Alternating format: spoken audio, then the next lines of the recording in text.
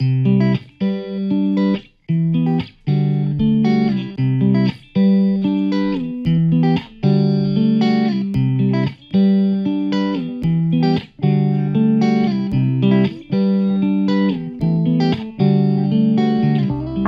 everyone. I'm Ella Paolillo, transitional analysis in psychotherapy field. And now I have the pleasure of doing an interview with Ray Little. But before I want to say something about Ray. Ray is a transitional analysis in psychotherapy field, and he has been working with people for over 40 years. I know that he started his career working with children and adolescents, and then with adults. In this moment, he works as a psychotherapist and also as supervisor and trainer. And in his article, he has integrated psychodynamic theory into his application of transitional analysis. Ray received the Eric Berne Memorial Awards in 2019 for some of his articles. Thank you of being here, Ray. I read your article and I find them really interesting. In one of them, you write that the child and the parents are attached as units. Can you explain this concept? Sure, Ella. Excuse me. Well, where it starts from is that if we think of the child or infant and their earlier experiences, they internalize those experiences as memories. But what I was stressing and still stress is what they internalize is the whole relationship. So not only their experience, but what they perceive of the other person, whoever that is. So say their parents. In any given moment, they internalize that, particularly if it's emotionally charged. And this is what I talk about in terms of the link of affect. So if a child, for example, is having a great time with one of their parents and it's satisfactory, say they've just been fed and being cuddled, it's a good experience, it's satisfactory. The infant internalizes that whole experience of the self being satisfied and enjoying the contact, say, with the caregiver, and the experience of the other. So that's the process at the basis of the memory that we record. And I think that this is laid down in implicit memory. So this is not available to conscious memory later in life. For what I'm suggesting is that all those early experiences are self in relation to an other. It's not just a memory of myself or a memory of the other. You could take an unpleasant experience if a child is being abused, let's say, and we've all worked with those kind of adults who've had those experiences, then what they internalize is the experience of hurt, abuse, maybe shame, but also they internalize the experience of the abuser or the bully, if that's more of the experience. So what I'm suggesting is that those early experiences are internalized as relational schemas. So that's where we start in terms of ego state relational units. Okay, but obviously, well, maybe it's not obvious, but you could divide all those infants' experiences into two broad categories. There's those that we could describe generally as satisfactory and gratifying in some way, but you can also think that some of them are unsatisfactory and ungratifying, maybe even painful and hurtful. Okay, those that are satisfactory can be easily integrated into the ego. Okay. And I use the model of the integrating adult ego state. So those experiences that can be integrated become part of the integrating adult ego state. But if they've had experiences that maybe are too painful for them, too hurtful, unsatisfactory, and perhaps no one has helped them integrate those experiences, then they don't get integrated into the adult. They become experiences that maybe even want to be forgotten.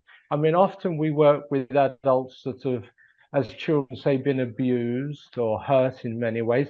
A lot of them don't remember them or don't want to remember them in some way. And I think that's partly because they weren't helped as youngsters to integrate those experiences.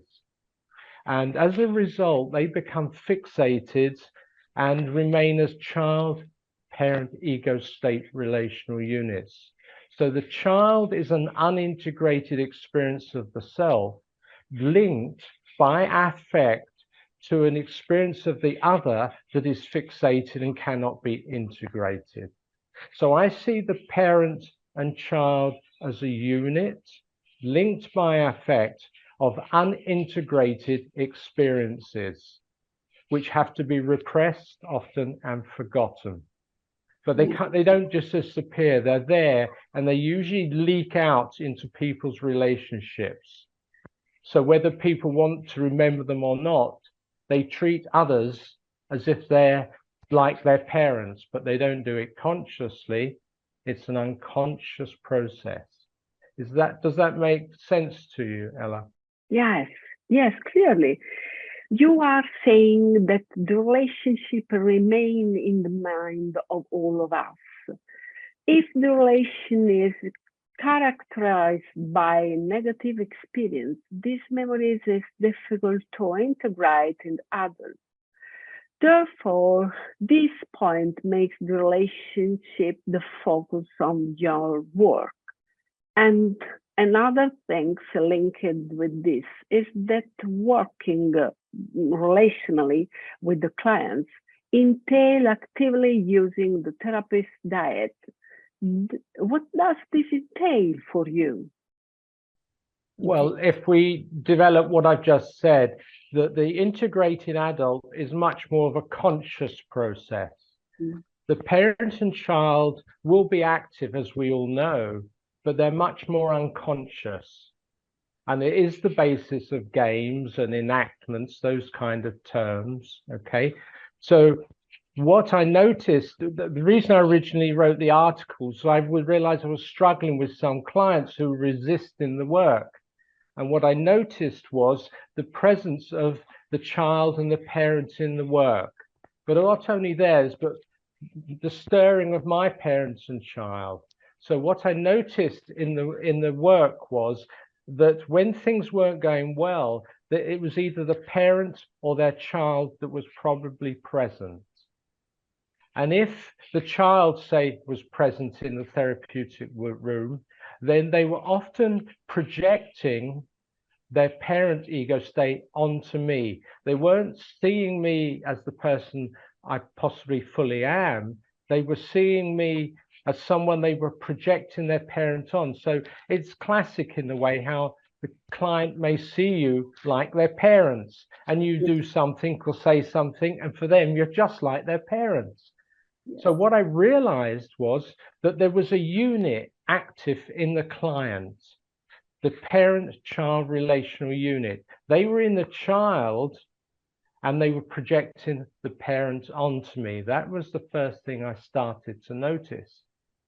And so I started to think about, well, instead of the way I was originally trained, for example, was more cognitive behavioral, and it was a one-person psychology. So the problem's in the client, and then we have to fix them. What I came to realize at the time I wrote the article is actually something's going on between the two of us that actually may be able to help them more than just focusing on their past or the world outside. I realized that it was actually, the problem was alive in the room with me. And so I realized that we could actually start to use the relationship to actually help the person work through this fixed process. Now, I'm not the only person that thought this. This is quite a common approach in the relational world.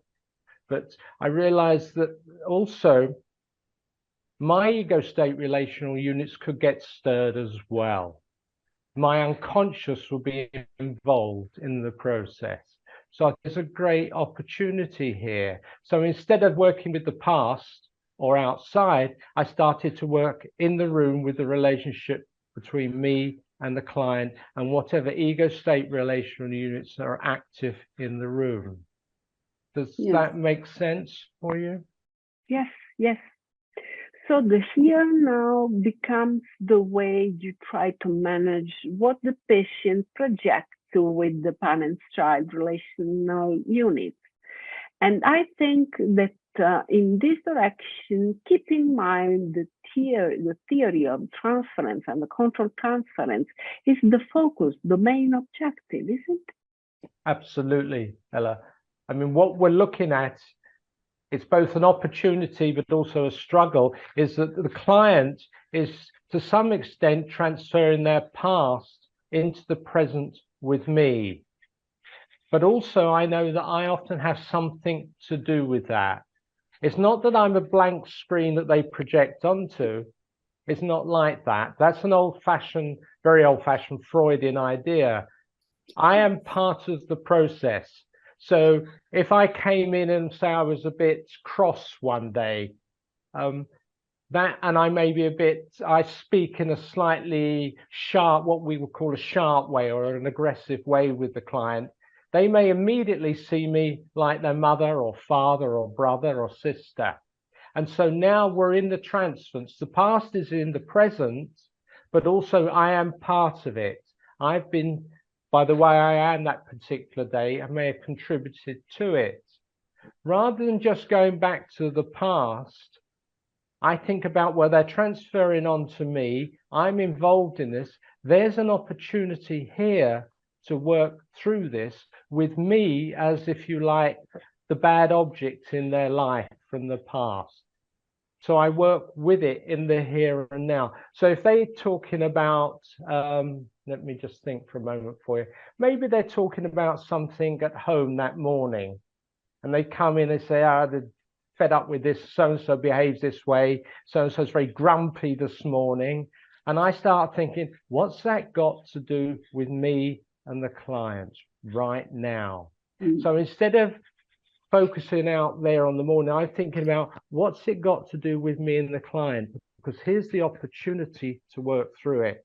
And I realized, oh, well, I came in a bad mood this morning, slightly cross. So what's it like to be with me when I'm cross would be maybe the approach to take. How is it to sit here and listen and feel anxious with me right now? I see that there's an opportunity to work through the transference in the here and now, as you pointed out, working in the present moment, partly because this relationship with the client is real. The feelings are real right now. My feelings towards them and their feelings towards me are real. If we're talking about the past, to some degree, it's a projection, and we don't really know what's gone on. So I don't do things like chair work, as the Gouldings would have done. I work on the here and now with the relationship, working in the transference, counter-transference matrix.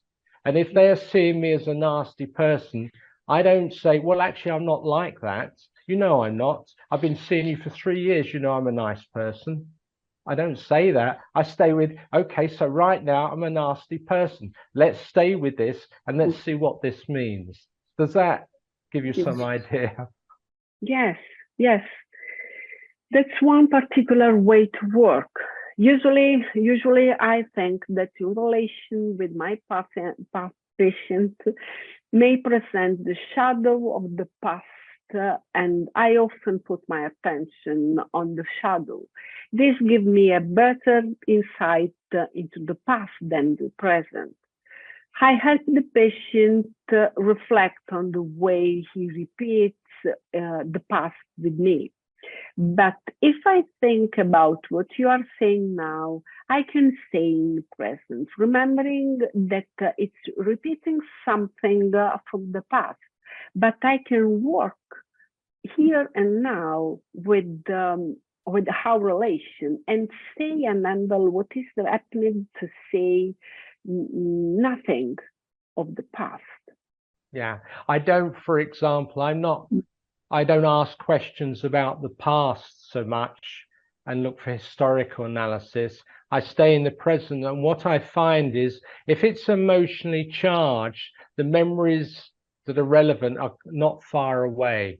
And if we can work through it in the present, the client usually brings to mind the story of the past that is relevant to the here and now of the relationship with me and them. Yes, yes, So yes. I'm not interested in asking lots about the past or out there. It's more about what's going on in here right now. How are you feeling? How are you feeling towards me right now? When I say this, what does it do for you? That kind of process. Much more in the present moment. Going back to the past doesn't, it's often very cognitive, it's a memory. The present moment is emotionally charged. And I think that's where the, if you like, the cure occurs. And also, we're co-creating in the present moment a new experience. Someone who can tolerate their anger, say, towards me, and can help them think about it, may be quite new. So we co-create a new experience. And I see the new experiences emerging out of the old that they're bringing into the room. Yes, they bring the old and experiment with this relationship, which is a cooperation. So the patient internalize the new model of relationship. That's it. Okay. Really, really interesting considering that we're talking about so far. You can tell us, what is your focus on supervision? Well, I mean, it may not be obvious to you, but to me it's obvious because this is what I do. My focus is on the transference and countertransference that the supervisee presents to me of their client and themselves. But what I'm particularly interested in that process is looking at the therapist's countertransference. Now, I do this in my work with my clients. I'm constantly wondering about my response to them, my feelings, thoughts, fantasies.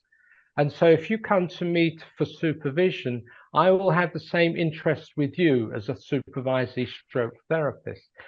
So you might start talking about your clients and a struggle you have with them and what's going on. But I will start asking, so what's it like for you to sit with them when this happens? How are you feeling? What are your fantasies? Were you distracted? Were you involved? What's it like for you? Because I believe our countertransference is going to give us a lot of information about what's going on with our clients. Because I believe and find useful the notion of projective identification, which means that I acknowledge a communication between me and the client that is largely unconscious. So I think most of what's going on in the room with the client is unconscious, and they will project onto me all sorts of things, which I will then resonate with. Now, they may not be aware of their feelings, but I might start to feel a little sad because I picked up their sadness. So if I think about my feelings and my countertransference, or if you're my supervisor, if I start thinking with you about your countertransference, we might have some deeper understanding of what's going on for your client. For example, if a client comes, if I take me for a moment and how I think about my countertransference and how I supervise myself, the client might come in and is sad, but they can't allow themselves to feel sad. But they tell me a story that ordinarily you might think people would feel sad about that. And I notice I'm really tearful.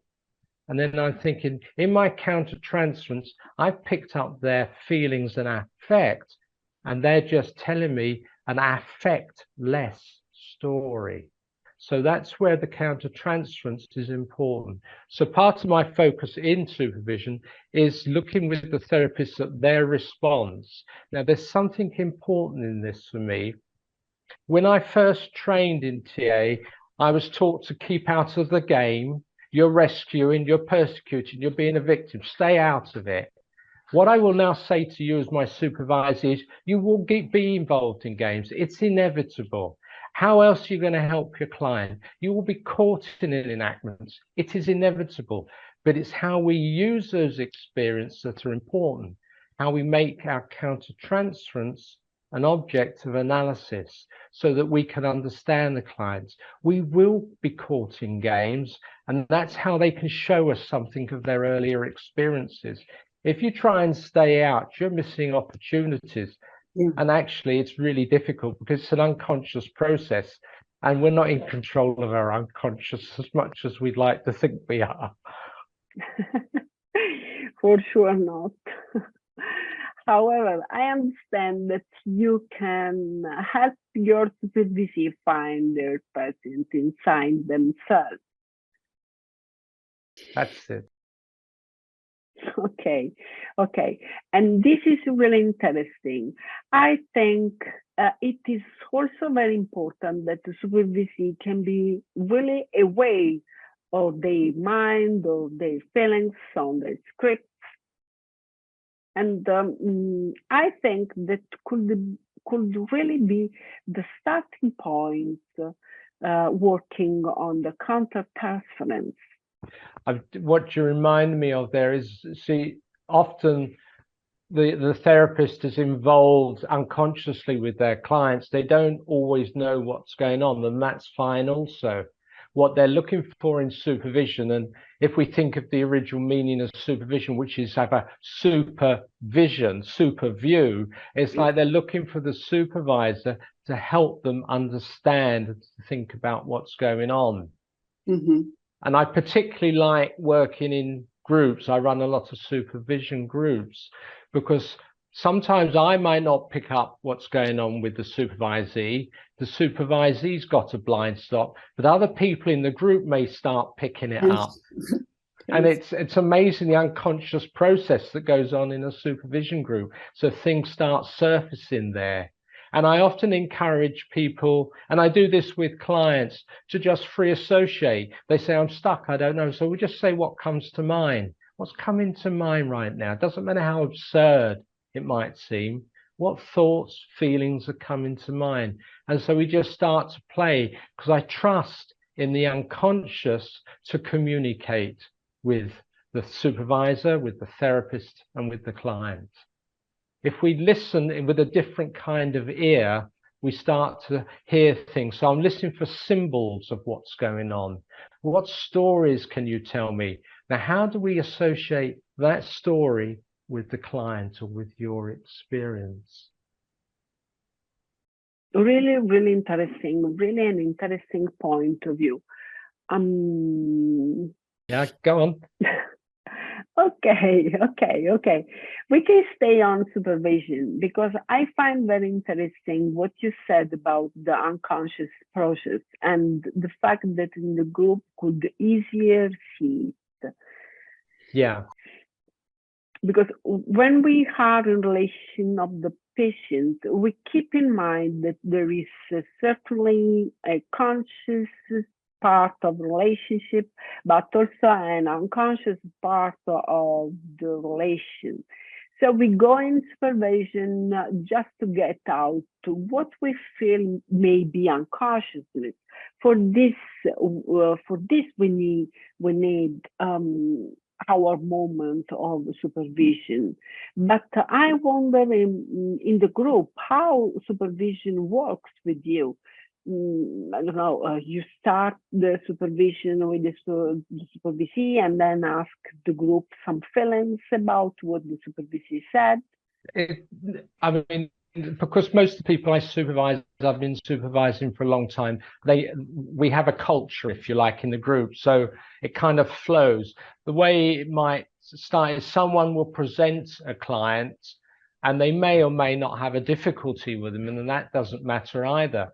They present them, but I will start associating or inquiring with them, but so will other group members. Things will come to mind for them. So the group learns to free associate. And so unconsciously, the group is working with each other and with the supervisor who's presented with their material. It's a bit like the client is presented and it stirs something in your unconscious. you will associate, you might think of your own client or an earlier experience of yours, and you might share it. So, well, this, when you talk about this person, this is how I think about them. And that all goes into the middle of the room, if you like, and becomes part of the process. And gradually we'll sort of differentiate what might be the important elements that the therapist can then take away. And what I would say about that is when someone comes into supervision, either individually or in a group, they're coming in with a particular frame of mind about their clients. And there's a certain child-parent relational units are stirring in the therapist, whether they're integrated or not. And so they come in with a certain frame of mind. Now, through supervision and talking about it, and then understanding what's stirring in them, what this is about for their client, what associations they have, their mind is changing. So that when they go back to the client, they don't even have to do anything different because they're going back with a different mind. And then what I would say to the supervisee is that your client will be in the presence of a different mind now. And so unconsciously, the communication will change. Your different mind will influence how you now approach your client. You won't speak in quite the same way. You won't feel quite the same way. And so there will be a different mind in the room. There's the new emerging out of the old. A new mind is back in the room with them and is different to the old mind that left them last time. Does that make sense? Mm-hmm. For sure, this perspective is interesting. Thinking about how to seek a change of mind doesn't necessarily mean changing something in behavior, but staying in touch with another person with a different mind. Well, if you think about it, Ella, look, if I started talking to you and I was angry this morning, it would have an impact on you, wouldn't it? Yes. And from your face, I can see it would. But look, if I thought about it, oh, I'm a bit grumpy. This is nothing to do with Ella. That's not fair on her. I mean, she's invited me here. And then my mind changes and I will start talking to you differently. You would also respond differently, wouldn't you? Yes. That's a small example of the change process. And something is co-created, something new is co-created. It's a new corrective emotional experience. Mm-hmm. Now, I can do that consciously with you, but if we think of this, come back to the supervision, and the supervisee is going through a similar process, their mind is changing, they're thinking differently about the client, they may be understanding themselves differently and the impact they're having on the client, and vice versa. So when they go back to the client, it's a different mind and it's a different unconscious communication. Yes. And it takes time to change. That won't just change things just like that, but that's the beginning of a change or a developmental process. Yes. What I found really important is that this process here and now of integration into the adult of things that used to be far from the mind is something that happens in the mind of therapists, and the supervisor helps the therapist to keep in mind what the patient has not integrated. That's how we help our patients deal with frustration or something that can be easily handled. Absolutely.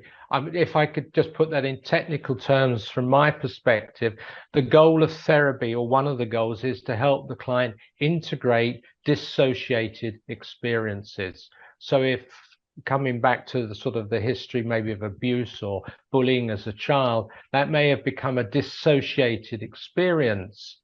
The goal in therapy is to integrate those dissociated experiences. The memories will never go away, but they've been shared with a therapist who's helped them bring the feelings into the relationship and integrate them and make sense of them. So they no longer have to be dissociated. They can be part of the client's ongoing narrative and story about who they are and where they've come from. It's really an excellent summary of therapy and the supervision process. Thanks. I think now it can be enough. I really thank you for your time, Ray. It was interesting to talk to you and experience your questions and what your mind in this kind of way as well. Thank you. Thank you. Thank you, Andrea, as well. Thanks for everything, Ray. See you in Naples. Okay, everyone. See you on June. Sarà possibile incontrare Ray Little a Napoli il 10 giugno 2023 per un incontro di teoria e supervisione avanzata organizzata dall'IAT. L'incontro si terrà nella sala galleria dello Stelle Hotel dalle 9:30 alle 18:30. La location è facilissima da raggiungere per chi arriva in treno perché è proprio attigua alla stazione di Napoli Centrale. Per informazioni scrivete alla segreteria IAT. I posti sono limitati. C'è la possibilità per i soli soci di assistere online in modalità uditore alla parte teorica che si terrà in mattinata. A presto!